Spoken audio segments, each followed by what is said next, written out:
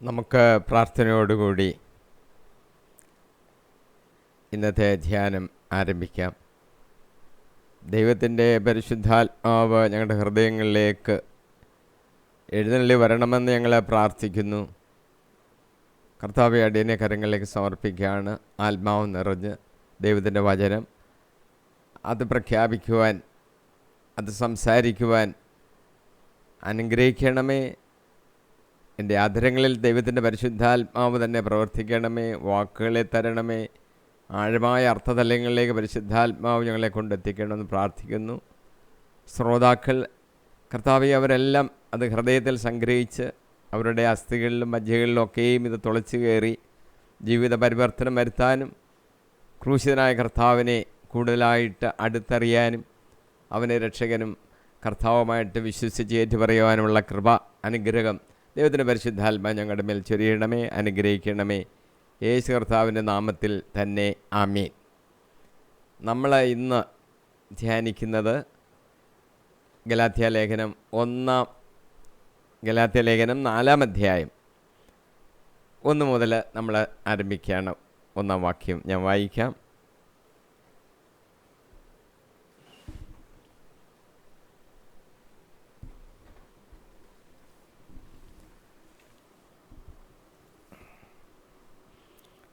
ഇതാണ് ഞാൻ വിവക്ഷിക്കുന്നത്: പിന്തുടർച്ചാവകാശി വസ്തുവിൻ്റെ ഉടമയാണെന്നിരിക്കലും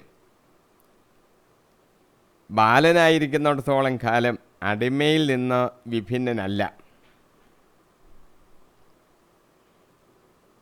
മുകളിൽ പറഞ്ഞ കാര്യങ്ങൾ ഒന്നുകൂടെ വിശദീകരിക്കുകയാണ്. മുകളിൽ പറഞ്ഞത് നമുക്ക് പുത്രത്വം ലഭിക്കുന്നു, നമ്മളെ ദൈവത്തിൻ്റെ മക്കളായി മാറുന്നു. ഇതൊക്കെ സൂചനകൾ തന്നിട്ട് അതിനെ ഒന്നുകൂടെ വിശദീകരിക്കുകയാണ്. ഞാൻ പറഞ്ഞതിൻ്റെ വിവക്ഷ ഇതാണ്: നിയമത്തിൻ്റെ ഇടക്കാല സ്വഭാവത്തെ, അതിനെക്കുറിച്ചാണ് പൗലോസ് ഇവിടെ പറയുന്നത്. ആ നിയമം എന്ന് പറയുന്നത് തന്നെ റോമൻ നിയമങ്ങളെക്കുറിച്ചല്ല, പാലസ്തീനിലെ നിയമങ്ങളെക്കുറിച്ചാണ് പൗലോസ് ഇവിടെ സൂചിപ്പിക്കുന്നത്. നമ്മളെ രക്ഷാകർത്താക്കളുടെ കീഴിലായിരിക്കുമെന്ന് മുൻപേ പറഞ്ഞു കഴിഞ്ഞത്. രക്ഷാകർത്താക്കളുടെ കീഴിലായിരുന്നു. നിയമങ്ങൾ വരുന്നതിന് മുമ്പ് അവർ ശിശുക്കളായിരുന്നു. നിയമങ്ങൾ നൽകപ്പെട്ടപ്പോൾ അതിൻ്റെ കീഴിലായിരുന്നു. അപ്പോൾ പാലസ്തീനിലെ നിയമം അനുസരിച്ച് കുട്ടികളൊക്കെ രക്ഷാകർത്താക്കളുടെ കീഴിലായിരിക്കും. അതാണ് നിയമമെന്നാണ് പൗലോസ് അവിടെ സ്ഥാപിക്കുന്നത്.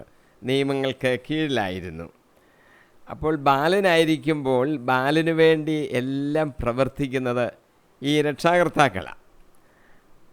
ബാലന് ഒരു കണക്ക് പറഞ്ഞാൽ ഒരു അടിമയെ പോലെയേ ഉള്ളൂ. എല്ലാത്തിൻ്റെ അവകാശിയാണെന്നുള്ളത് ശരി, പക്ഷെ കാര്യങ്ങളെല്ലാം നിർവഹിക്കുന്നത് രക്ഷാകർത്താക്കളാണ്. ആ ബാലൻ ഒരർത്ഥത്തിൽ സ്വതന്ത്രനാണ് എന്ന് പറയാൻ ഒക്കുന്നില്ല. ആ ബാലൻ രക്ഷാകർത്താക്കളുടെ കീഴിലാണ്, അടിമയാണെന്ന് നമുക്ക് പറയാം. അപ്പോൾ യഹൂദന്മാരെല്ലാം പൊതുവെ പറഞ്ഞാൽ ഈ ന്യായപ്രമാണത്തിൻ്റെ കീഴിലാണ്, അടിമകളാണെന്ന് നമുക്ക് പറയാം. അത് അവർക്കൊരു കാവലായിട്ട് നിർത്തിയിരിക്കുകയാണ്. മറ്റ് ജാതികളൊക്കെ മറ്റ് രാജ്യങ്ങൾക്ക് അടിമകളായി വരാം. യഹൂദന്മാർ ഒരർത്ഥത്തിൽ ഈ നിയമത്തിൻ്റെ അടിമകളാണ്, ശിശുപാലകരാണ് ആ നിയമങ്ങൾ എന്ന് നമുക്ക് കണക്കാക്കാം. അതിൻ്റെ അടിമകളായിട്ട് അവർ ജീവിച്ചു. അപ്പോൾ എന്തിനാണ് നിയമം എന്നുള്ളത് പൗലോസിലൂടെ പഠിപ്പിക്കുകയാണ്. അത് ഒരു കാവൽക്കാരനാണ്. യഥാർത്ഥ വരൻ്റെ അധികാരി യേശുക്രിസ്തുവിൻ്റെ കാര്യമാണ്. വരുന്നത് വരെ അവരെ നേർവഴിക്ക് എങ്ങനെ ജീവിക്കണമെന്ന് പഠിപ്പിച്ചു കൊണ്ടുപോകാനുള്ള ശിശുപാലകൻ മാത്രമാണ് നിയമങ്ങൾ എന്ന് നമുക്ക് മനസ്സിലാക്കാൻ സാധിക്കും. അതാണ് ഈ പറഞ്ഞതിൻ്റെയൊക്കെ വിവക്ഷ എന്നാണ് ഈ 1-ാം വാക്യത്തിൽ പൗലോസ് പറഞ്ഞത്. 2-ാം വാക്യം: പിതാവ് നിശ്ചയിച്ച കാലയളവ് വരെ അവൻ രക്ഷാകർത്താക്കളുടെയും കാര്യസ്ഥന്മാരുടെയും സംരക്ഷണത്തിലായിരിക്കും. പിതാവ് ഒരു കാലം നിശ്ചയിക്കും, ഇത്ര വർഷം വരെ, എന്നുവെച്ചാൽ ഈ ശിശു എന്നുള്ള കാലം കഴിയുന്നത് വരെ. അതുവരെ അവന് രക്ഷകർത്താക്കളുടെയൊക്കെ കീഴിലായിരിക്കും.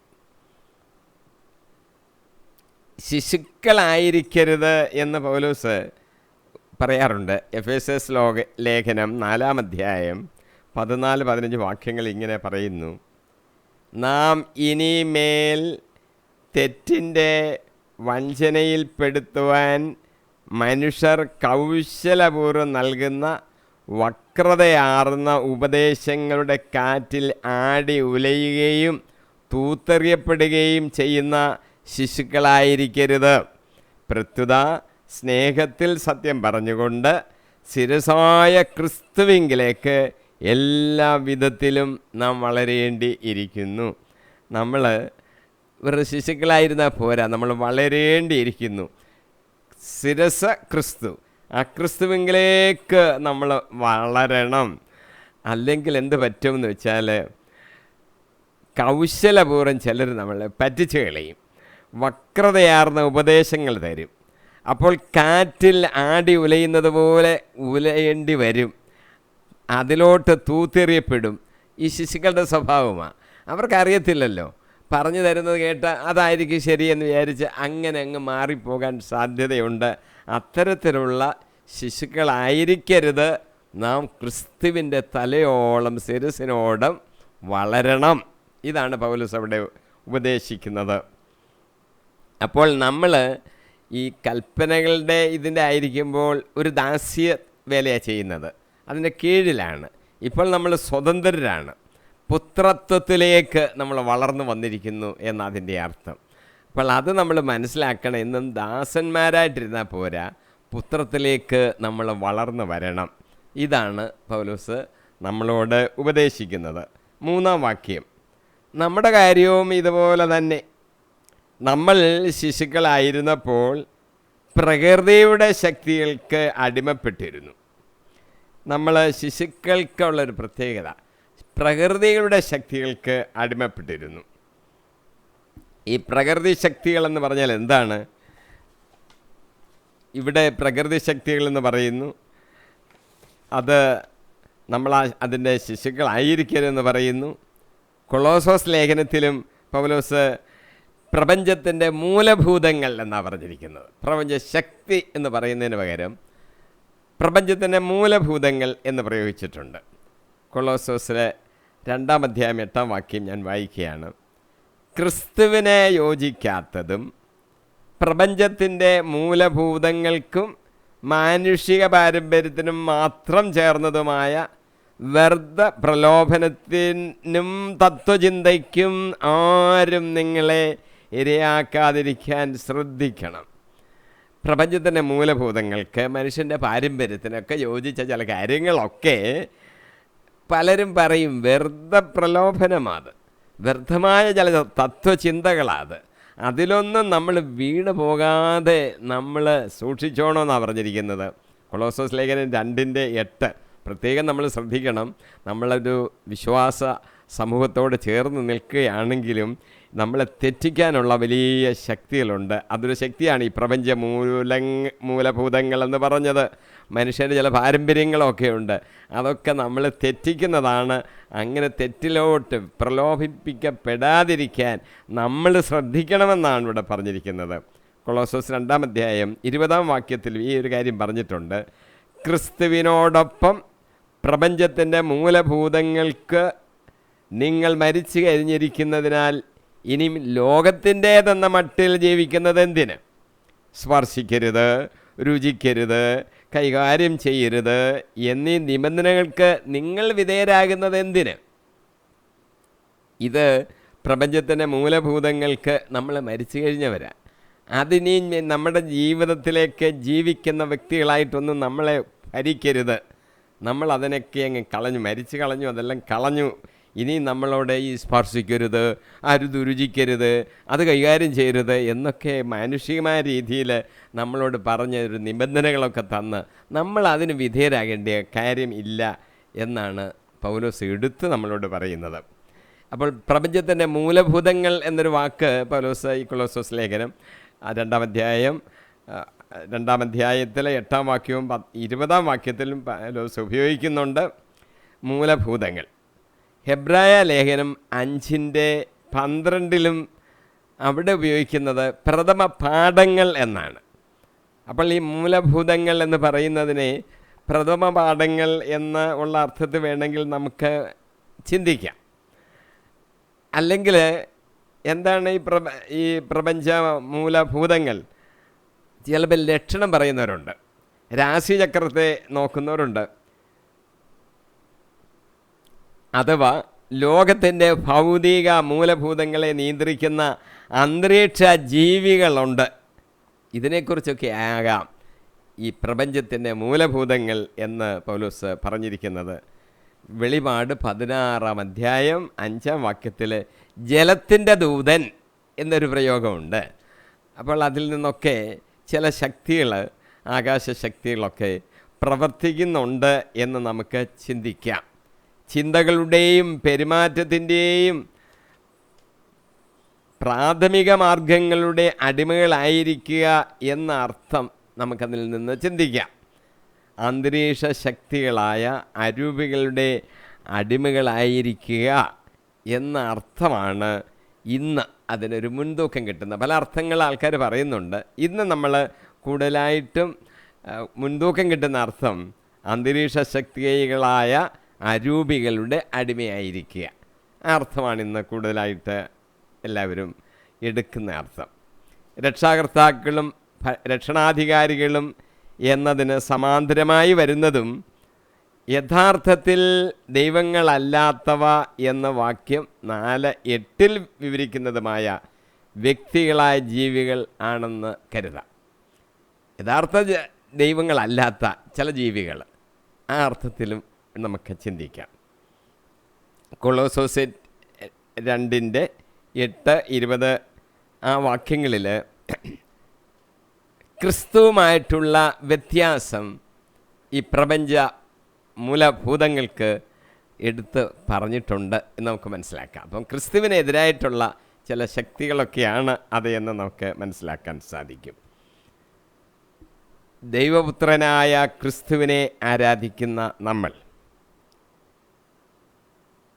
ഇവിടെ ജീവിക്കുന്നത് അനേകം ദേവന്മാരെയും ദേവിമാരെയും പൂജിക്കുകയും അവർക്ക് പൊങ്കാലയിടുകയും ചെയ്യുന്ന ഒരു ജനസമൂഹത്തിൻ്റെ മധ്യത്തിലാണ്. അതുകൊണ്ട് അവർ പൊങ്കാലയിടുമ്പോൾ അവരുമായി സഹകരിക്കുകയും പൊങ്കാല നിർവഹണത്തിന് വേണ്ട സഹായങ്ങൾ ചെയ്തു കൊടുക്കുകയും ചെയ്യുന്നത് ഒരു പുണ്യപ്രവൃത്തിയായി കരുതി പോകാനുള്ള സാധ്യതകൾ ഉണ്ട്. അവരുടെ കൂടെയൊക്കെ നമ്മൾ താമസിക്കുന്നത് കൊണ്ടേ നമ്മളറിയാതെ അവരുടെ പൊങ്കാലയ്ക്ക് നമ്മൾ ചില സഹായങ്ങളൊക്കെ ചെയ്തു കൊടുക്കാനുള്ള സാധ്യതകളുണ്ട് എന്ന് നമുക്ക് നിഷേധിക്കാനൊക്കുന്നില്ല. ഉന്നത നേതാക്കന്മാർ പോലും അങ്ങനെ വ്യതിചലിച്ച് പോയാൽ മറ്റ് വിശ്വാസികളുടെ കാര്യം പറയാനുണ്ടോ? വലിയ ആൾക്കാർ, ഉന്നതമായ ആൾക്കാർ വരെ ആ രീതിയിൽ തെറ്റിപ്പോകുന്നുണ്ട്. അപ്പോൾ സാധാരണ വിശ്വാസികളുടെ കാര്യം പറയാനുണ്ടോ? സത്യദൈവത്തെ ആരാധിക്കേണ്ട സ്ഥാനത്ത് മറ്റ് ആരാധന പാത്രങ്ങളെ പ്രതിഷ്ഠിക്കുന്നത് നമ്മുടെ ദൈവം സഹിക്കത്തില്ല. അവൻ അസഹിഷ്ണുവായ ദൈവമാണ് എന്ന് നമ്മൾ ഓർക്കണം. ദൈവത്തെ ആരാധിക്കുന്നതിന് പകരം മറ്റ് ദൈവന്മാരെ ആരാധിക്കുന്നവരുടെ കൂടെ നമ്മൾ അവരോട് കൂടെ സഹകരിച്ച് പോകുന്നത് നമ്മുടെ ദൈവത്തിന് ഇഷ്ടമല്ല. ദൈവം അത് സഹിക്കത്തില്ല എന്ന് പറയുമ്പോൾ അതിനുള്ള ശിക്ഷ നമുക്ക് അയക്കാനുള്ള സാധ്യതയല്ല അയക്കും എന്ന് നമ്മൾ മനസ്സിലാക്കിക്കോണം. ഇനി വാക്യം 4 കടക്കാം. വാക്യം 4: എന്നാൽ കാലസമ്പൂർണത വന്നപ്പോൾ ദൈവം തൻ്റെ പുത്രനെ അയച്ചു. അവൻ സ്ത്രീയിൽ നിന്ന് ജാതനായി നിയമത്തിന് അധീനനായി ജീവിച്ചു. കാലസമ്പൂർണത വന്നു. അപ്പോൾ നിയമങ്ങളുടെ ഒരു കാലഘട്ടം കഴിഞ്ഞു. കാലസമ്പൂർണത വന്നപ്പോൾ നിയമത്തിന് ഇനിയും വേണ്ട, അതവിടെ നിൽക്കട്ടെ. ദൈവം തൻ്റെ പുത്രനെ അയച്ചു. അവനെന്ത് ചെയ്തു? അവന് സ്ത്രീയിൽ നിന്ന് ജാതനായി ഒരു മനുഷ്യനായി തീർന്നു. നിയമത്തിന് അവൻ അധീനനായി തീർന്നു. അങ്ങനെ അവൻ ജനിച്ചു. ചരിത്ര സത്യമല്ലേ? ബേത്ലഹേമിൽ യേശു ജനിച്ചു, ദൈവപുത്രൻ. കാലസമ്പൂർണത വന്നപ്പോൾ എന്നാണ് എഴുതിയിരിക്കുന്നത്. അപ്പോൾ ദൈവത്തിൻ്റെ പക്കൽ എല്ലാത്തിനും ഒരു കാലം നിർണയിച്ചിട്ടുണ്ട് എന്ന് നമ്മൾ മനസ്സിലാക്കണം. അതിൻ്റെ പൂർണ്ണത വന്നു. എപ്പോഴും അങ്ങ് ചെയ്യുമല്ല, ദൈവം നിശ്ചയിച്ച സമയങ്ങളുണ്ട്. ഭൂമിയെ സൃഷ്ടിക്കാൻ, നോഹയുടെ കാലം വരെ ഇങ്ങനെ നടത്താൻ, അതിനുശേഷം ഒരു പുതുയുഗം, അതിനുശേഷം അബ്രാഹാമിനെ തിരഞ്ഞെടുക്കുന്നു, നിയമങ്ങളൊക്കെ തരുന്നു, നിയമങ്ങൾ അനുഷ്ഠിച്ച് ജീവിക്കാൻ ഒരു കാലം. അതിൻ്റെ സമ്പൂർണ്ണതയായപ്പോഴാണ് കാലസമ്പൂർണ്ണത എന്ന് ഇപ്പോൾ ഇവിടെ പറഞ്ഞത്. യേശു ക്രിസ്തു വരുന്നു, നമ്മളെ രക്ഷിക്കുന്നു, കൃപയുടെ യുഗം ആരംഭിക്കുന്നു, ഇനിയും രണ്ടാമത് കർത്താവ് വരും. ഇങ്ങനെ ഓരോന്നിനും പ്രത്യേക കാലഘട്ടങ്ങളെ, കൃത്യസമയങ്ങളെ വെച്ചിട്ടുണ്ട്. യേശുവിൻ്റെ ജീവിതത്തിൽ യേശു പറഞ്ഞില്ലേ, ഒരു അത്ഭുതം പ്രവർത്തിക്കുന്നൊരു കാര്യം പറഞ്ഞപ്പോൾ എൻ്റെ സമയം ഇതുവരെ ആയിട്ടില്ല എന്ന് യേശു പറയുന്നൊരു സന്ദർഭമുണ്ട്. കാര്യം എല്ലാത്തിനും കർത്താവ് സമയങ്ങളെ നിശ്ചയിച്ച് വെച്ചിരിക്കുക. കാലങ്ങളെ നിയന്ത്രിക്കുന്നതും ഇന്ന സമയത്ത് ഇന്നത് എന്ന് തീരുമാനിക്കുന്നതൊക്കെ അത് കർത്താവിൻ്റെ കാര്യങ്ങളാണ്. അപ്പം നമ്മൾ വിചാരിക്കുക എപ്പോഴാണ് യേശു വരുന്നു രണ്ടാമത് വരുന്നു എന്നൊക്കെ പറഞ്ഞിട്ട് ഇതുവരെ ഇങ്ങ് വന്നില്ലല്ലോ. ഇല്ല, അതിൻ്റെ കാലസമ്പൂർണ്ണതയുണ്ട്. കർത്താവ് തീരുമാനിക്കുന്ന നിമിഷങ്ങളുണ്ട്, അന്നേ അത് സംഭവിക്കത്തുള്ളൂ. കർത്താവ് രണ്ടാമത് വേഗം വരും എന്ന് നമ്മൾ വിശ്വസിച്ചോണം. ഡേറ്റ് നമ്മളിവിടെ പറഞ്ഞിട്ടില്ല. അപ്പോൾ കർത്താവിൻ്റെ കാലസമ്പൂർണ്ണത വരുമ്പോൾ അത് സംഭവിക്കും. ഇവിടെ ഒരു കാലസമ്പൂർണ്ണത വന്നപ്പോഴാണ് യേശു മനുഷ്യനായിട്ട് വന്നത്. കാലസമ്പൂർണ്ണത വന്നപ്പോഴാണല്ലോ ദൈവം തൻ്റെ പുത്രനെ അയച്ചത്. പിതാവ് നേരത്തെ നിശ്ചയിച്ച സമയമായപ്പോൾ എന്നതിൻ്റെ അർത്ഥം. ചരിത്രത്തിൽ യേശുവിൻ്റെ രക്ഷാകരകർമ്മം നടക്കുന്നത് വരെയാണ് നിയമത്തിൻ്റെ കാവൽ ഉണ്ടായിരിക്കുന്നത്. അപ്പം നിയമത്തിൻ്റെ കാവൽ തന്നത് തന്നെ അതൊരു കാവൽക്കാരനാണല്ലോ. കർത്താവായ യേശു ക്രിസ്തു ചരിത്രത്തിൽ വന്ന് രക്ഷാകർമ്മം നിർവഹിക്കുന്നതിന് വരെയുള്ള കാവൽക്കാരനാണ് നിയമം എന്ന് നമ്മൾ മനസ്സിലാക്കണം. ക്രിസ്തു വന്നപ്പോൾ മനുഷ്യൻ്റെ ഒരു സ്വാതന്ത്ര്യം വന്നു. കാര്യം മറ്റേ നമ്മൾ നിയമത്തിൻ്റെ അടിമകളാണ്. ഇപ്പോൾ നമ്മൾ സ്വാതന്ത്ര്യം നേടിയിരിക്കുന്നു. ഇനി വേറൊരു വാക്ക് അവിടെ പ്രയോഗിച്ചിരിക്കുന്നത് അയച്ചു എന്നാണ്. പുത്രനെ അയച്ചു. ആദിമസഭയിൽ വളർന്ന് വികസിച്ച് വന്ന ഒരു വാക്കാണ് ഈ അയച്ചു എന്ന്. പിതാവായ ദൈവം തൻ്റെ പുത്രനെ നമ്മുടെ അടുക്കിലേക്ക് അയച്ചു. അതിന് ആ വാക്കിന് മതപരമായ ഒരു പ്രത്യേക അർത്ഥമാണ് ഉള്ളത്. ദൈവത്തിൽ പൂർണ്ണമായും ഉറച്ചു നിന്നുകൊണ്ട് ദൈവരാജ വേലയ്ക്ക് ആധികാരികതയോടുകൂടി അയക്കപ്പെടുക എന്നതാണ് ഈ അയക്കുക എന്ന് പറയുന്നതിൻ്റെ അർത്ഥം. അപ്പോൾ ദൈവത്തിലാണ് നമ്മൾ പൂർണ്ണമായിട്ട് ഉറച്ചു നിൽക്കുന്നത്. പോകുന്നത് എന്തിനാണ്? ദൈവവേലകൾക്കാണ്. അത് ആ വേല ചെയ്യാൻ ആധികാരികതയുണ്ട്. അങ്ങനെ ആധികാരികതയോടുകൂടി അയക്കപ്പെടുക എന്നാണ് നമ്മൾ സഭയിലിപ്പം അയക്കപ്പെടുക എന്ന വാക്ക് പറയുമ്പോൾ ഉദ്ദേശിക്കുന്നത്. പിതാവ് എന്നെ അയച്ചതുപോലെ ഞാനും നിങ്ങളെ അയക്കുന്നു എന്നാണല്ലോ ശിഷ്യന്മാരോട് യേശു പറഞ്ഞത്. അയച്ചു എന്ന് പറയുമ്പോൾ അതിന് ഒരു പ്രത്യേകമായ പ്രവർത്തന ഉദ്ദേശമുണ്ട് എന്ന് നമ്മൾ മനസ്സിലാക്കണം. ഒരാൾ അയക്കുക എന്ന് പറഞ്ഞാൽ ഒരു കാര്യം ചെയ്യാൻ അയക്കുന്നത് ഒരു പ്രവർത്തന ഉദ്ദേശം അതിനുണ്ട്. അല്ല നീ വെറുതെ അങ്ങോട്ട് പോയിട്ട് ഇങ്ങോട്ടേക്ക് വാന്നൊന്നും പറയുമല്ല. അയക്കുന്നതിനൊരു ഉദ്ദേശമുണ്ട്. ആ ഉദ്ദേശം അത് ലക്ഷ്യം പ്രാപിച്ചിട്ട് വേണം തിരിച്ചു ചെല്ലാൻ. അങ്ങനെയാണ് യേശു നമ്മുടെ രക്ഷകനായിട്ട് വന്നാണല്ലോ. പാപപരിഹാര ബലിയർപ്പിക്കാനാണല്ലോ വന്നത്. കാൽവരിയിലെ കുരിശിൽ മരിക്കുമ്പോൾ യേശു പറഞ്ഞു, എല്ലാം പൂർത്തിയായി. തന്നെ ഏൽപ്പിച്ചിരിക്കുന്ന, താൻ എന്തിനു വേണ്ടി അയക്കപ്പെട്ടിരിക്കുന്നു, ആ ജോലി പൂർത്തിയാക്കി. ഇതാണ് യേശു പറഞ്ഞതിൻ്റെ അർത്ഥം. എല്ലാം പൂർത്തിയായിരിക്കുന്നു. എല്ലാം പൂർത്തിയാക്കി കഴിഞ്ഞാൽ പിന്നെന്താണ്? അയക്കപ്പെട്ടവർ തിരിച്ചങ്ങ് ചെല്ലണം. യേശു അതുകൊണ്ടാണ് മരിച്ചു കഴിഞ്ഞ് അടക്കപ്പെട്ട് മൂന്നാം ദിവസം ഉയർത്തെഴുന്നേറ്റു പിതാവിൻ്റെ സന്നിധിയിലേക്ക് പോയത്. അയക്കപ്പെടുന്നവർ അയക്കുന്നതിൻ്റെ ഒരു പ്രവർത്തന ഉദ്ദേശമുള്ളത് പൂർത്തീകരിക്കണം. പൂർത്തീകരിച്ച് കഴിഞ്ഞിട്ട് തിരിച്ചു ചെല്ലണം. നമ്മൾ മരണത്തെക്കുറിച്ചൊക്കെ, നമ്മുടെ മനുഷ്യൻ്റെ മരണത്തെക്കുറിച്ച് ധ്യാനിക്കുമ്പോൾ അത് ഓർത്തോണം. എപ്പോഴാണ് നമ്മൾ തിരിച്ചു ചെല്ലേണ്ടത്? നമ്മളെ ഇങ്ങോട്ട് അയച്ചതിനൊരു ഉദ്ദേശമുണ്ട്, ഒരു പ്രവർത്തന ഉദ്ദേശം. ആ ഉദ്ദേശം പൂർത്തീകരിക്കേണ്ടത് നമ്മുടെ ഡ്യൂട്ടിയാണ്. നമ്മളത് ചെയ്യണം. അത് പൂർത്തീകരിച്ച് കഴിയുമ്പോൾ നമുക്കും പറയാൻ കഴിയണം, ഞാൻ പൂർത്തീകരിച്ചു. എന്നെ ഈ ലോകത്തിലേക്ക് വിട്ടതിൻ്റെ ഉദ്ദേശം ഞാൻ പൂർത്തീകരിച്ച് കഴിഞ്ഞു, കർത്താവേ ഞാൻ അങ്ങോട്ട് വരട്ടെയോ. പൗലോസ് അപ്പോസ്തലൻ ആ അർത്ഥത്തിൽ പറഞ്ഞിട്ടുണ്ട്, ഞാൻ ഓടി സുവിശേഷത്തിന് വേണ്ടി, എല്ലാവരും ഓടുന്നതിനെക്കാട്ടിൽ ശക്തമായിട്ട് ഞാൻ ഓടി, എനിക്ക് വേണ്ടി ജീവൻ്റെ കിരീടം, നീതിയുടെ കിരീടം ഒരുക്കി വച്ചിരിക്കുന്നു, ഇനി ഞാൻ അങ്ങോട്ട് പോകാനുള്ള സമയമായി.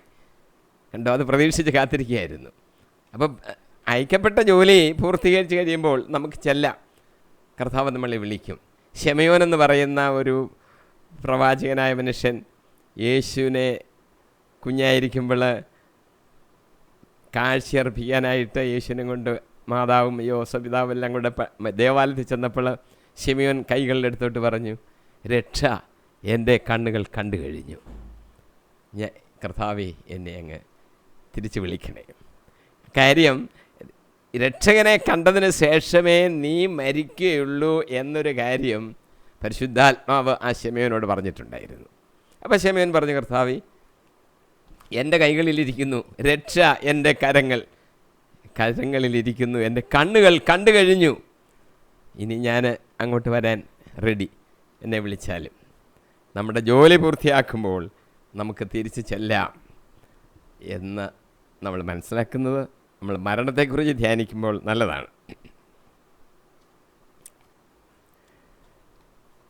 ഈ വാക്യത്തിൽ, അതായത് 4-ാം വാക്യത്തിൽ പുത്രൻ്റെ മുൻ അസ്തിത്വത്തെക്കുറിച്ച് ഈ വാചകത്തിൽ വ്യക്തമായിട്ടൊന്നും പറഞ്ഞിട്ടില്ല, എങ്കിലും മുൻ അസ്തിത്വത്തെക്കുറിച്ചുള്ള സൂചന അതിലുണ്ട്. ഐക്യപ്പെടുക എന്ന് പറയുമ്പോൾ നേരത്തെ അവിടെ ഉണ്ടായിരുന്നല്ലോ, അതുകൊണ്ടാണല്ലോ ഐക്യപ്പെടുന്നത്. അപ്പോൾ വ്യക്തമായിട്ട് അത് പറഞ്ഞിട്ടില്ലെങ്കിലും അതിൻ്റെ സൂചന അവിടെയുണ്ട്. എഫേസോസ് 1:10 വാക്യത്തിൽ ഈ കാലത്തിൻ്റെ പൂർണ്ണത എന്ന വാക്ക് പൗലോസ് ഉപയോഗിച്ചിട്ടുണ്ട്. ഇത് കാലത്തിൻ്റെ പൂർണ്ണതയിൽ സ്വർഗത്തിലും ഭൂമിയിലുമുള്ള എല്ലാറ്റിനെയും ക്രിസ്തുവിൽ ഒന്നിപ്പിക്കുന്നതിന് വേണ്ടി അത്രേ. ഇത് കാലത്തിൻ്റെ പൂർണ്ണതയിൽ, അപ്പോഴാണത് സംഭവിക്കേണ്ടത്. സ്വർഗത്തിലും ഭൂമിയിലുള്ള എല്ലാറ്റിനെയും ക്രിസ്തുവിൽ ഒന്നിപ്പിക്കുന്നതിന് വേണ്ടി അത്രേ.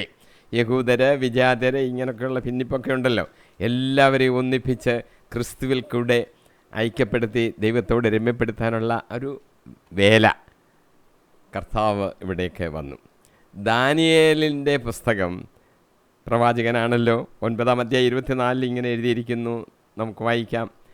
അക്രമം നിർത്തിവെക്കുന്നതിനും പാപത്തിനെ അറുതി വരുത്തുന്നതിനും കുറ്റങ്ങൾക്ക് പ്രായശ്ചിത്തം ചെയ്യുന്നതിനും ശാശ്വത നീതി നടപ്പാക്കുന്നതിനും ദർശനത്തിനും പ്രവാചകനും മുദ്ര വയ്ക്കുന്നതിനും അതിവിശുദ്ധ സ്ഥലത്തെ അഭിഷേകം ചെയ്യുന്നതിനും വേണ്ടി നിന്റെ ജനത്തിനും വിശുദ്ധ നഗരത്തിനും വർഷങ്ങളുടെ 70 ആഴ്ചകൾ നിശ്ചയിക്കപ്പെട്ടിരിക്കുന്നു.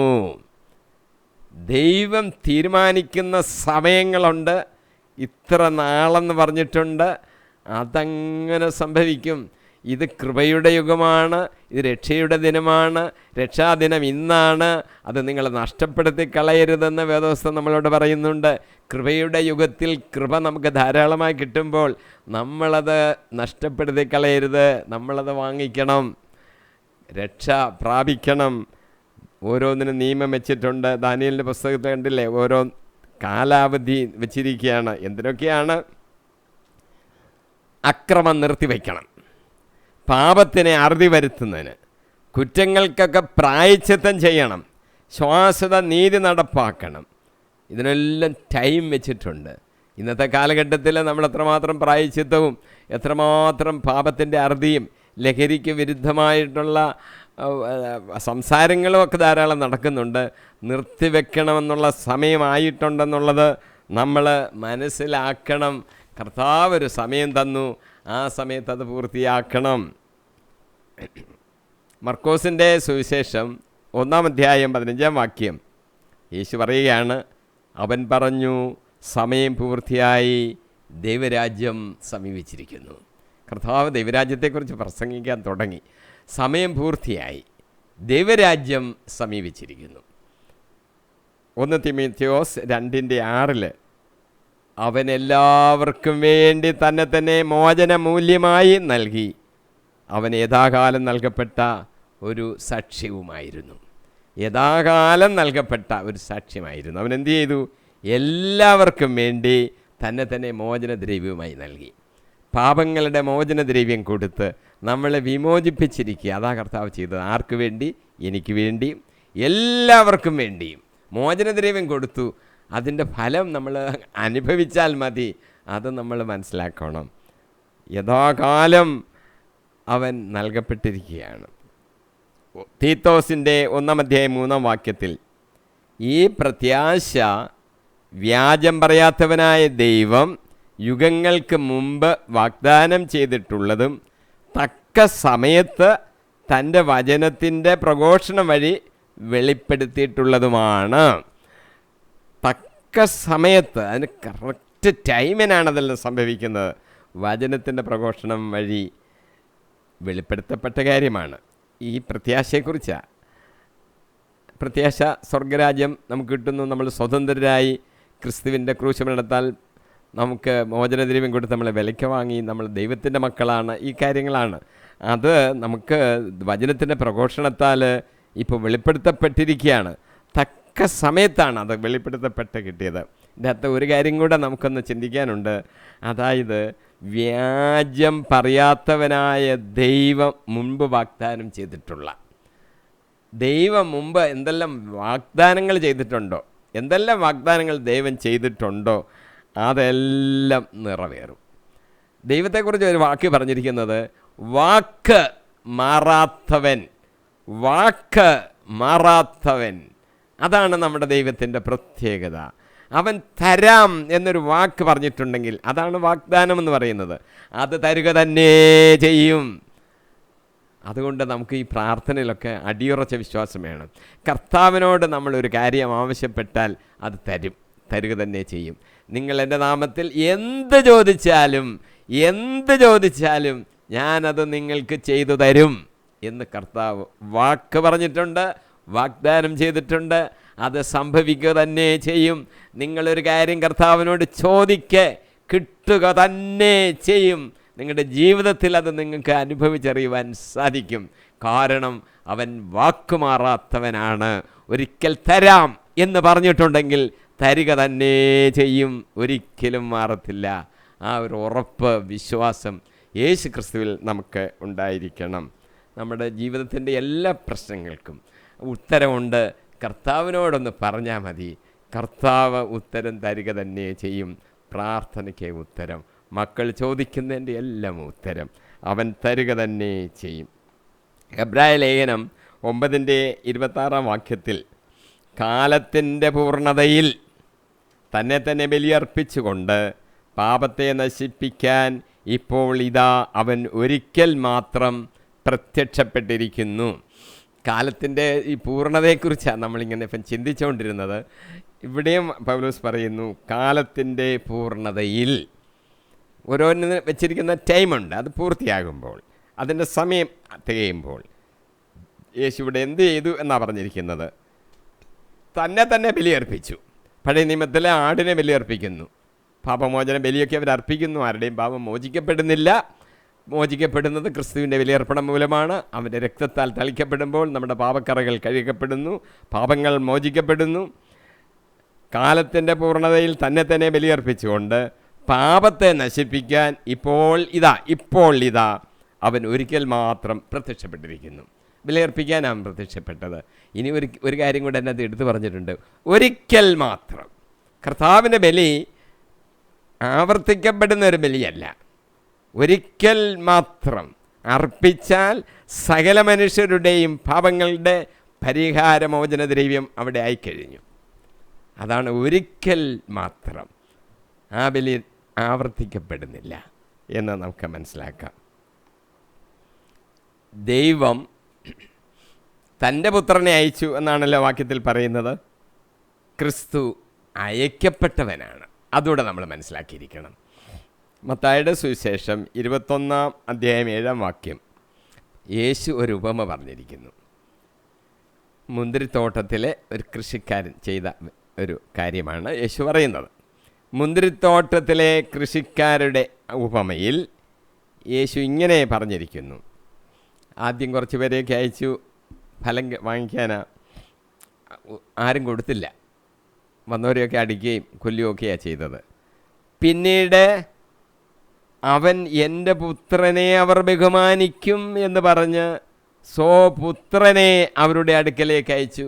വേലക്കാരെ അയച്ചപ്പോൾ, ഭൃത്യന്മാരെ അയച്ചിട്ട് ഒന്നും കിട്ടിയില്ലെന്ന് മാത്രമല്ല, അവരെ ഉപദ്രവിക്കുന്നു, കൊല്ലുന്നു, വലിച്ചെറിയുന്നു, തോട്ടത്തിന് വെളിയിലേക്ക് എറിഞ്ഞു കളയുന്നു. അപ്പോൾ തോട്ടക്കാർ വിചാരിക്കുകയാണ്, ഇനി ഞാൻ എൻ്റെ പുത്രനെ അങ്ങ് അയക്കാം. പുത്രനെ കാണുമ്പോൾ അവർ ഏതായാലും വിഷമിക്കും, പേടിക്കും. പുത്രനെ അയക്കാമെന്ന് വിചാരിച്ചു. പക്ഷെ അവരെന്ത് ചെയ്തു? അവർക്ക് പുത്രനൊന്നുമില്ലല്ലോ. അവർ പുത്രനെ പിടിച്ച് കൊന്നുകളഞ്ഞു. സ്വപുത്രനെ പോലും അവർ ബഹുമാനിച്ചില്ല. ഇതിൻ്റെ ഉപമ പറഞ്ഞതിൻ്റെ അർത്ഥം നമുക്ക് മനസ്സിലായിട്ടുണ്ട്. ഈ നോയമ്പുകാലത്ത് നമ്മളത് പ്രത്യേകം മനസ്സിലാക്കും. സ്വപുത്രൻ യേശുക്രിസ്തു സ്വപുത്രനെ അയച്ചിരിക്കുക. അവർ ബഹുമാനിക്കുന്നു, അവർ മനസ്സിലാക്കുന്നു. അവർ പിടിച്ച് ഇവനെ ക്രൂശിക്കുക, ഇവനെ ക്രൂശിക്കുക, ഇവനെ ക്രൂശിക്കുക എന്നട്ടഹസിച്ചു. നീതിമാനെ ക്രൂശിക്കണം, കൊള്ളക്കാരനെ വെറുതെ വിടണം. ഇത് അന്നത്തെ ലോകവും ഇന്നത്തെ ലോകവും അങ്ങനെ തന്നെ. നീതിമാനെ ക്രൂശിക്കണം, കൊള്ളക്കാരനെ വെറുതെ വിടണം. അന്നത്തെ ലോകം ഇന്നത്തെ ലോകം ഒരുപോലെ. ഇപ്പോൾ യേശുക്രിസ്തു ഐക്യപ്പെട്ടവനാണ് എന്ന് നമ്മൾ മനസ്സിലാക്കണം. യോഹന്നാൻ സുവിശേഷം 3:17 ദൈവം തൻ്റെ പുത്രനെ ലോകത്തിലേക്ക് അയച്ചത് ലോകത്തെ ശിക്ഷയ്ക്ക് വിധിക്കാനല്ല, പ്രത്യുത അവൻ വഴി ലോകം രക്ഷ പ്രാപിക്കാനാണ്. അവൻ വഴി ലോകം രക്ഷ പ്രാപിക്കണം. അതിനാ പുത്രനെ ഇപ്പോൾ ഇങ്ങോട്ട് അയച്ചത്. യോഹന്നാൻ സുവിശേഷത്തിൽ തന്നെ 7-ാം അധ്യായം 29-ാം വാക്യം യേശു പറയുന്നു, എനിക്ക് അവിടുത്തെ അറിയാം, പിതാവായ ദൈവത്തെ അറിയാം, എന്തെന്നാൽ ഞാൻ അവിടുത്തെ അടുക്കൽ നിന്ന് വരുന്നു, അവിടുന്നാണ് എന്നെ അയച്ചത്. അങ്ങനെ യേശു ഐക്യപ്പെട്ടവനാണ് എന്ന് നമ്മൾ മനസ്സിലാക്കുന്നു. യേശു ഐക്യപ്പെട്ടവനാണ്. യേശു ജഡത്തിൽ വെളിപ്പെട്ടവനാണ്. ഒരു ശരീരത്തോടു കൂടി വന്നു. യേശയ്യ, പണ്ടേ ഇതിന് പ്രവചനമുണ്ട്. യേശയ്യ 7-ാം അധ്യായം 14-ാം വാക്യം യേശയ്യ പറയുകയാണ്, അതിനാൽ കർത്താവ് തന്നെ നിനക്ക് ഒരടയാളം തരും, യുവതി ഗർഭം ധരിച്ച് ഒരു പുത്രനെ പ്രസവിക്കും, അവൻ ഇമ്മാനുവേൽ എന്ന് വിളിക്കപ്പെടും. വിളിക്കപ്പെടുമെന്ന് പറയാൻ കാരണം അങ്ങനെ ആയതുകൊണ്ടാണ്. ഇമ്മാനുവേൽ എന്ന് പറഞ്ഞാൽ ദൈവം നമ്മോട് കൂടെ. യുവതി ഗർഭം ധരിച്ചൊരു പുത്രനെ പ്രസവിക്കും. കന്യക എന്ന് ട്രാൻസ്ലേറ്റ് ചെയ്യാം. കന്യക ഗർഭം ധരിച്ചൊരു പുത്രനെ പ്രസവിക്കും. ആരാണത്? ഇമ്മാനുവേൽ, ദൈവം നമ്മോട് കൂടെ. യേശുക്രിസ്തുവിൻ്റെ പ്രത്യേകത നോക്കിക്കോണം. ആരാണത്? ദൈവം നമ്മോട് കൂടെ. എങ്ങനെ കണ്ടു? ജഡത്തിൽ കണ്ടു, ശരീരം ധരിച്ചവനായി. ഇത് നേരത്തെയുള്ള പ്രവചനമാണ്. ഏതാണ്ട് 750-800 വർഷങ്ങൾക്ക് മുമ്പ്, ക്രിസ്തുവിൻ്റെ ജനനത്തിന് മുമ്പ് ഉള്ളൊരു പ്രവചനമാണ് അത്, യേശയ്യ പ്രവചനം. യേശയ്യ വേറൊരു കാര്യം കൂടെ പറഞ്ഞിരിക്കുന്നു. 9-ാം അധ്യായം 6-ാം വാക്യം, എന്തെന്നാൽ നമുക്ക് ഒരു ശിശു ജനിച്ചിരിക്കുന്നു, നമുക്ക് ഒരു പുത്രൻ നൽകപ്പെട്ടിരിക്കുന്നു, ആധിപത്യം അവൻ്റെ ചുമലിലായിരിക്കും. അവൻ ആരാണ്? വിസ്മേനീയനായ ഉപദേഷ്ടാവ്, ശക്തനായ ദൈവം, നിത്യനായ പിതാവ്, സമാധാനത്തിൻ്റെ രാജാവ് എന്നവൻ വിളിക്കപ്പെടും. എന്തുകൊണ്ടാണ് വിളിക്കപ്പെടുന്നത്? അങ്ങനെ ആയതുകൊണ്ട്. എന്താണ്?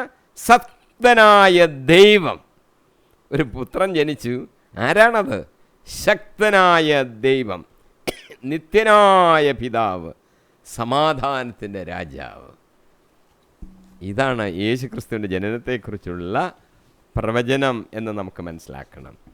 യോഹന്നാൻ്റെ സുവിശേഷം 1-ാം അധ്യായം 14-ാം വാക്യത്തിൽ പറയുന്നത്, വചനം മാംസമായി നമ്മുടെ ഇടയിൽ വസിച്ചു, അവൻ്റെ മഹത്വം നമ്മൾ ദർശിച്ചു, നമ്മുടെ കണ്ണുകൊണ്ട് കണ്ടു. എന്ത് കണ്ടു? വചനം മാംസമായി നമ്മുടെ ഇടയിൽ വസിച്ചു.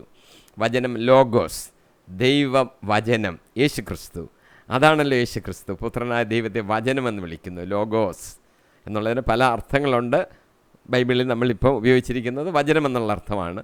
ദൈവത്തിൻ്റെ ബുദ്ധി, ദൈവത്തിൻ്റെ ശക്തി, ദൈവത്തിൻ്റെ ജ്ഞാനം എന്നെല്ലാം ആ വാക്കിനർത്ഥമുണ്ട്.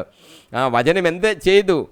മാംസം ധരിച്ചു, നമ്മുടെ ഇടയിൽ പാർത്തു.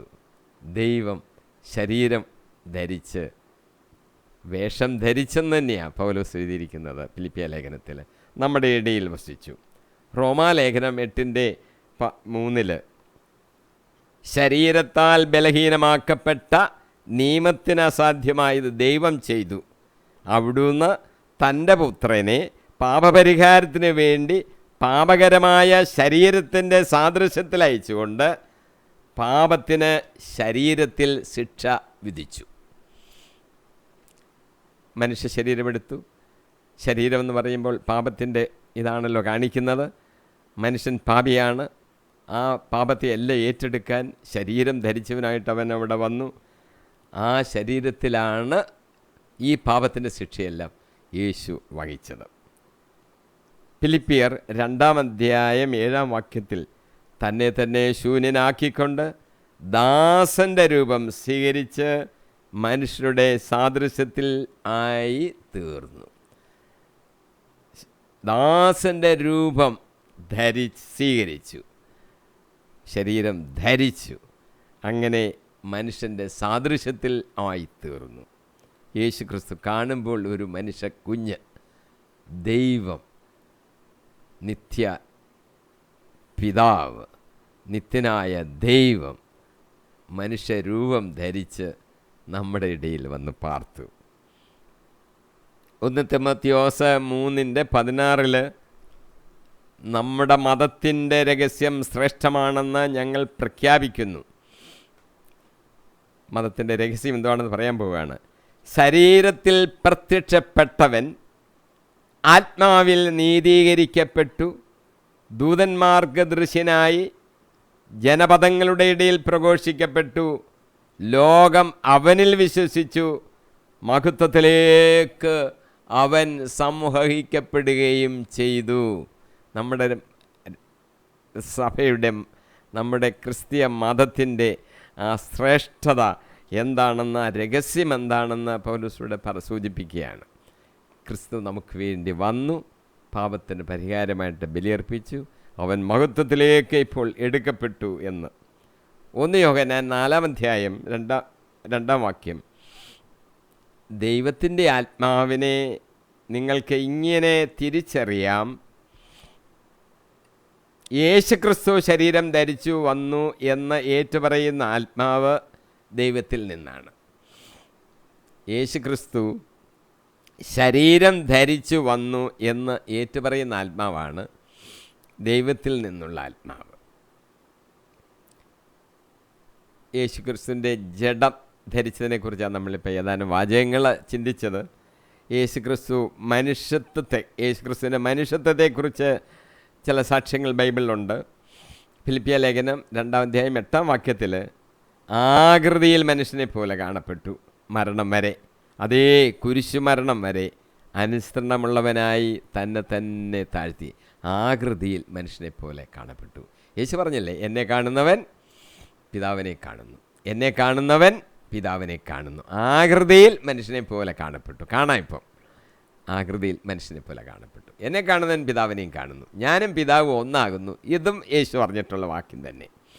മത്തായിയുടെ സുവിശേഷം 1:1 അബ്രാഹാമിൻ്റെ പുത്രനായ ദാവീദിൻ്റെ പുത്രൻ യേശുക്രിസ്തുവിൻ്റെ വംശാവലി ഗ്രന്ഥം എന്നാണ് മത്തായിയുടെ സുവിശേഷത്തിൻ്റെ ആരംഭത്തിൽ 1-ാമത്തെ വാക്യം. മനുഷ്യനായി തീർന്നല്ലോ, അബ്രാഹത്തിൻ്റെ പുത്രനാണ്, ദാവീദിൻ്റെ പുത്രനാണ്. ആ വംശാവലി ഗ്രന്ഥത്തിൽ എന്നാണ് ആ പുസ്തകത്തെ മത്തായിയുടെ സുവിശേഷം തന്നെ 1-ാം വാക്യത്തിൽ എഴുതിയിരിക്കുന്നത്. 1 തിമോത്തിയോസ് 2:5-6 എന്തെന്നാൽ ഒരു ദൈവമേ ഉള്ളൂ, ദൈവത്തിന് മനുഷ്യർക്ക് മധ്യസ്ഥനായി ഒരുവനേ ഉള്ളൂ, മനുഷ്യനായ യേശു ക്രിസ്തു. അവൻ എല്ലാവർക്കും വേണ്ടി തന്നെ മോചനദ്രവ്യമായി നൽകി. അവൻ യഥാകാലം നൽകപ്പെട്ട ഒരു സാക്ഷ്യവും ആയിരുന്നു. എല്ലാവർക്കും വേണ്ടി മോചനദ്രവ്യമായി അവൻ നൽകി. അവന് ഒരു മനുഷ്യനായി തീർന്നു, എല്ലാവർക്കും വേണ്ടി മോചനദ്രവ്യമായി തീർന്നു എന്ന് നമ്മൾ മനസ്സിലാക്കുന്നു.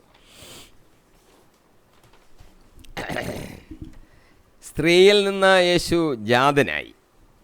യേശുക്രിസ്തു തൻ്റെ ദൗത്യ നിർവഹണത്തിന് ഒരു മനുഷ്യനായി ജനിക്കേണ്ടത് ആവശ്യമായിരുന്നു.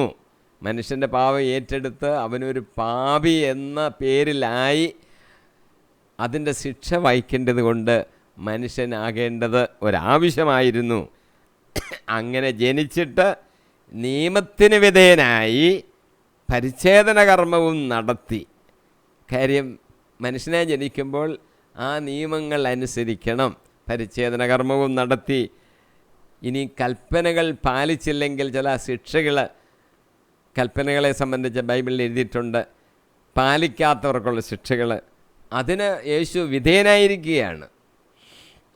ഇനി നമ്മൾ ആ വാക്യം 5 കിടക്കുകയാണ്. അങ്ങനെ നമ്മെ പുത്രന്മാരായി ദത്തെടുക്കേണ്ടതിന് അവൻ നിയമത്തിന് അധീനനായി കഴിഞ്ഞവരെ വിമുക്തരാക്കി. കർത്താവ് വന്ന് നമ്മളെ വിമുക്തരാക്കി. നമ്മൾ ആർക്ക് കീഴിലായിരുന്നു? നിയമത്തിന് കീഴിലായിരുന്നു.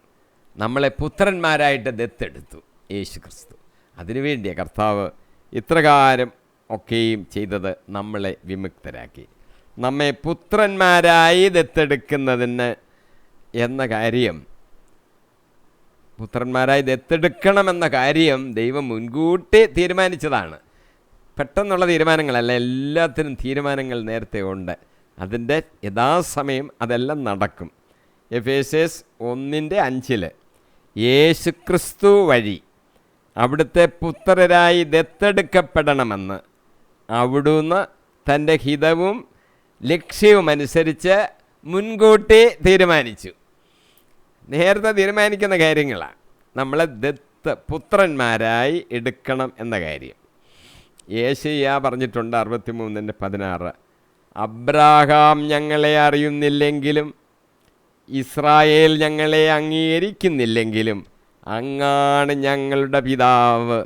കർത്താവേ, അങ്ങ് തന്നെയാണ് ഞങ്ങളുടെ പിതാവ്, ഞങ്ങളുടെ വിമോചകനെന്നാണ് പണ്ട് മുതലേ അങ്ങയുടെ നാമം. യേശയ്യ 63:16 അത് പറഞ്ഞിരിക്കുന്നത്. അപ്പോൾ ഇസ്രായേൽ ജനം പ്രാർത്ഥിക്കുന്ന ഒരു പ്രാർത്ഥനയായിട്ട് നമുക്കെടുക്കാം. ഞങ്ങളെ അബ്രഹാം പിതാവ് അറിയുന്നില്ലെന്ന് ചിലപ്പം പറഞ്ഞെന്ന് വരാം. ഞങ്ങളെ ഇസ്രായേൽ മൊത്തത്തിൽ, ആ ജനം മൊത്തത്തിൽ ഞങ്ങൾ ചിലപ്പോൾ അംഗീകരിച്ചില്ലെന്ന് വരാം. പക്ഷേ അതൊന്നും ഞങ്ങൾക്ക് പ്രശ്നമല്ല. കാരണം ഞങ്ങൾക്കൊരു പിതാവുണ്ട്. അങ്ങാണ് ഞങ്ങളുടെ പിതാവ്. അബ്രഹാം ഞങ്ങളെ മറന്നുപോയേക്കാം, അറിയത്തില്ലെന്ന് പറഞ്ഞേക്കാം. ഇസ്രായേൽ ജനം ഞങ്ങളെ അംഗീകരിച്ചില്ലെന്ന് വരാം. പക്ഷേ ഞങ്ങൾ പോകുന്നില്ല. അങ്ങാണ് ഞങ്ങളുടെ പിതാവ്, ഞങ്ങളുടെ വിമോചകൻ എന്നാണ് പണ്ട് മുതലേ അങ്ങയുടെ നാമം. അങ്ങയുടെ പേര് തന്നെ അതാണ്, ഞങ്ങളുടെ വിമോചകൻ എന്ന്. ഇത് ഇസ്രായേൽ ജനം യഹോവയെ നോക്കി പറഞ്ഞ ഒരു പ്രാർത്ഥന. യേശയ്യയുടെ പുസ്തകം 63:16 വാക്യമാണ്. ഈ വാക്യം നമുക്കും അർത്ഥവത്താണ്. കാരണം നമുക്ക് പലതും നമ്മളെ അറിയുന്നില്ല, നമുക്കൊരു കരുണ ആരും കാണിക്കുന്നില്ല, നമുക്ക് ചെയ്തു തരേണ്ടത് ചെയ്തു തരുന്നില്ല എന്നൊക്കെയുള്ള തോന്നലുകൾ ഈ ഭൂമിയിൽ നമുക്ക് സംഭവിച്ചെന്ന് വരാം. അപ്പോൾ നമുക്കും ദൈവത്തെ നോക്കി ഇങ്ങനെ പറയാം, കർത്താവേ, അവരൊക്കെ ഞങ്ങളെ അറിയുന്നില്ല, അവരൊക്കെ ഞങ്ങളെ അംഗീകരിക്കുന്നില്ല, ഞങ്ങൾക്ക് കിട്ടേണ്ട വിഹിതം അവർ തരുന്നില്ല, അവർ പിടിച്ചു വച്ചിരിക്കുക. എങ്കിലും കർത്താവേ, അങ്ങാണ് ഞങ്ങളുടെ പിതാവ്. പിതാവ് ഞങ്ങളുടെ കൂടെ ഇരിക്കുകയല്ലേ, പിന്നെ നമ്മളെന്തിനാണ് വിഷമിക്കുന്നത്? അങ്ങാണ് ഞങ്ങളുടെ പിതാവ്, അങ്ങാണ് ഞങ്ങളുടെ വിമോചകൻ.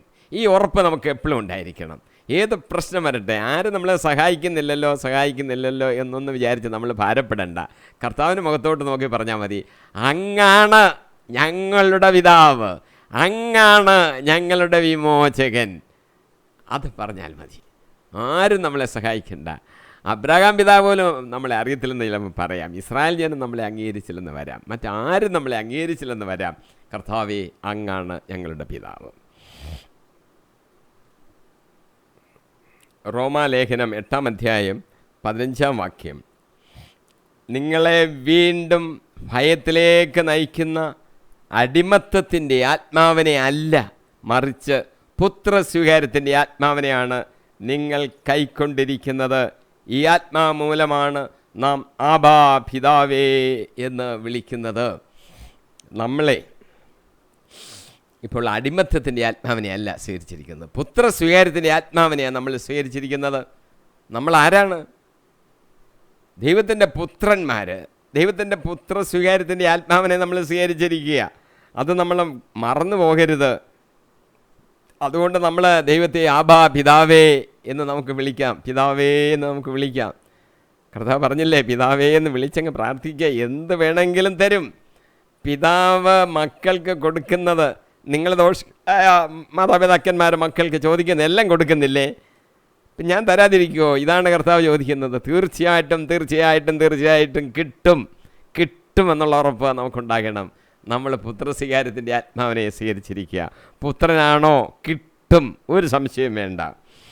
നമ്മൾ ആബാ പിതാവേ എന്നവനെ വിളിക്കുന്നു. ഹെബ്രായ ലേഖനം 9:15 ഇങ്ങനെ പറഞ്ഞിരിക്കുന്നു, വിളിക്കപ്പെട്ടവർ വാഗ്ദത്തമായ നിത്യാവകാശം പ്രാപിക്കുന്നതിന് അവനൊരു പുതിയ ഉടമ്പടിയുടെ മധ്യസ്ഥനായി. കാരണം ആദ്യത്തെ ഉടമ്പടിക്ക് വിധേയരായിരിക്കെ നിയമം ലംഘിച്ചവർക്ക് അവൻ സ്വന്തം മരണത്താൽ രക്ഷയായി തീർന്നു. അതാണ് എൻ്റെ പ്രത്യേകത. അവനാണ് നമുക്ക് രക്ഷയായിട്ട് തീർന്നത്.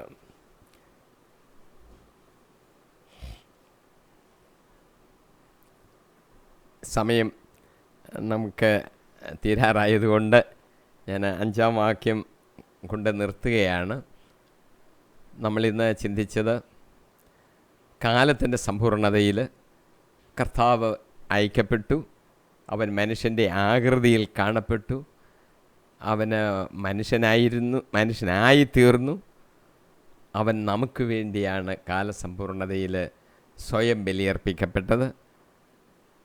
ആവർത്തിക്കാനല്ല, ഏക ബലിയർപ്പണത്താൽ നമ്മുടെ പാപത്തിന് പരിഹാരമുണ്ടാക്കി നിയമത്തിൻ്റെ അടിമത്തത്തിൽ നിന്ന് നമ്മൾ സ്വതന്ത്രരാക്കപ്പെട്ടു. പുത്രസ്ഥാനത്തേക്ക് നമ്മൾ ഉയർത്തപ്പെട്ടു. ആര് നമ്മൾ അവഗണിച്ചാലും എനിക്കെൻ്റെ ദൈവത്തിൻ്റെ മുഖത്തേക്ക് നോക്കി, എൻ്റെ അപ്പാ നീയാണ് ഞങ്ങളുടെ പിതാവ്, നീയാണ് ഞങ്ങളുടെ പിതാവ്, നീയാണ് ഞങ്ങളുടെ വിമോചകൻ എന്ന് പറയുവാൻ സാധിക്കും. മക്കളെങ്കിൽ അവകാശികളാണ്. നമ്മൾ ചോദിക്കുന്നതെല്ലാം തരാമെന്ന് വാക്കുണ്ട്. വാക്ക് മാറാത്തവനാണ് നമ്മുടെ ദൈവം, വാക്ക് മാറാത്തവനാണ് നമ്മുടെ പിതാവ്. അവൻ മാറത്തില്ല, തരുക തന്നെ ചെയ്യും. ഈ ഉറപ്പോടുകൂടി നമുക്ക് ജീവിക്കാം. അടുത്തത് 105-ാമത്തെ എപ്പിസോഡിൽ നമുക്ക് അടുത്ത 6-ാം വാക്യം മുതൽ നമുക്ക് ചിന്തിക്കാം. ദൈവത്തിൻ്റെ പരിശുദ്ധാത്മാവ് നമ്മളെ നടത്തട്ടെ. ദൈവത്തിൻ്റെ പരിശുദ്ധാത്മാവ് നമ്മുടെ കൂടെ ഉള്ളത് കൊണ്ടാണ് നമുക്ക് ദൈവത്തെ എൻ്റെ അപ്പാ എന്ന് വിളിക്കാൻ സാധിക്കുന്നത്. പുത്രസ്വീകാര്യത്തിൻ്റെ ആത്മാവിനെയാണ് നമുക്ക് ലഭിച്ചിരിക്കുന്നത്. അടിമകളല്ല. ദൈവം നമ്മളെ നടത്തട്ടെ, പരിശുദ്ധാത്മാവ് നമ്മളെ പരിപാലിക്കട്ടെ.